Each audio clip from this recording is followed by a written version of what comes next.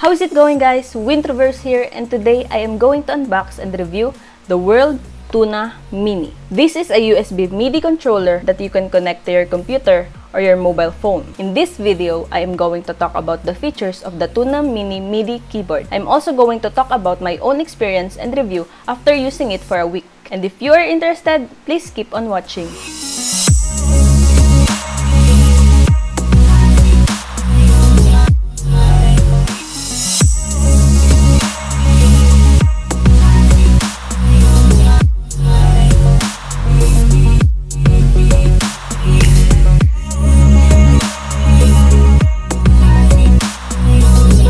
Inside the box is a quick start guide,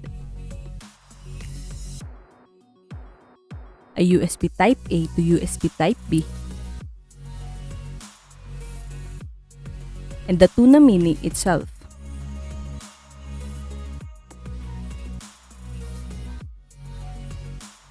But before everything else, I would like to thank World Electronic Music Company for sending me this and the Blue Whale 49, which I will also be reviewing in the future. You can check their products on their website and I will put the link in the description box below. And now, here is the tunamini. The design of this MIDI keyboard may look familiar to you. The all-white plastic body is flanked on both sides with wooden finish plastic ends, which looks fantastic and really serves to set the controller apart from the existing products on the market. This MIDI keyboard uses USB Type-B for connecting to the computer, and it also has one port for sustained pedals. This MIDI controller have 25 velocity sensitive mini keys with 3 velocity curve and 1 constant velocity. You can change the velocity settings in the software that you can download from the Worlde's website. The download link is in the description box below.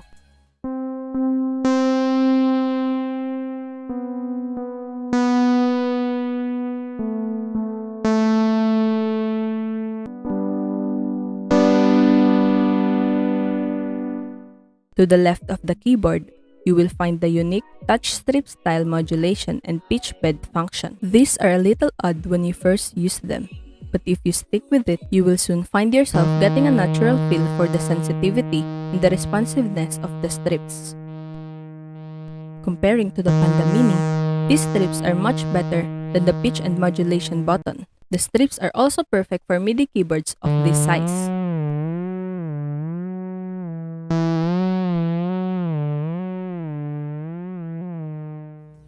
Above the strips, you will find 2 banks of 8 backlit trigger pads that can be used to trigger samples and can also be used as a drum pad.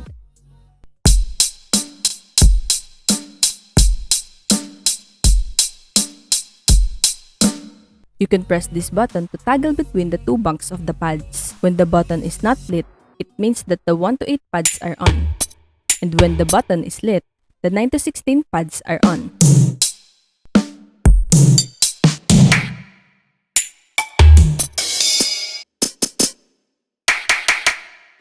The pads feels great to the touch and it feels softer than the Panda Mini.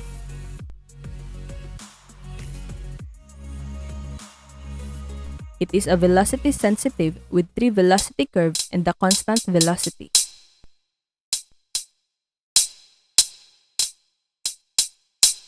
And just like the mini keys, you can change the velocity settings in the tunamini software. The pads can also be assigned as a program change switches or MIDI CC buttons in the software. The colors of the pads can also be edited in the tunamini software. Above the mini keys are the 8 sliders and 8 knobs. The sliders are very smooth and responsive. The knobs are continuous turning knobs and has 3 knob acceleration settings that you can program in the tunamini software.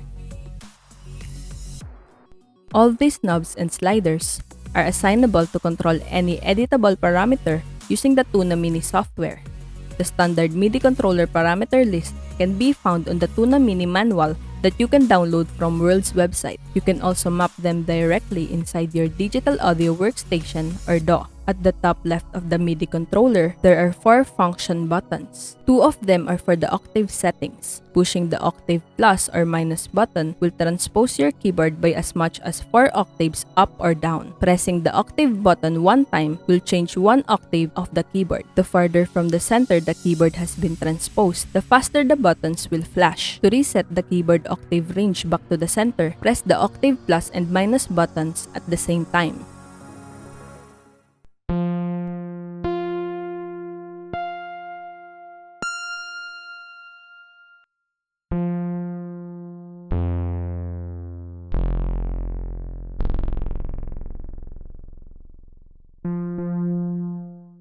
And as I explained earlier, this button changes the pads from 1 to 8 to 9 to 16 and vice versa. This MIDI keyboard comes with 8 customizable banks. To recall or switch between the banks or preset, press the Shift button and one of the pads to access the preset or bank that you want. You can customize the banks in the tunamini software, then send it to your desired bank number. And to select between the 16 channels that came with the tunamini, press the Shift button and one of the keys on the keyboard.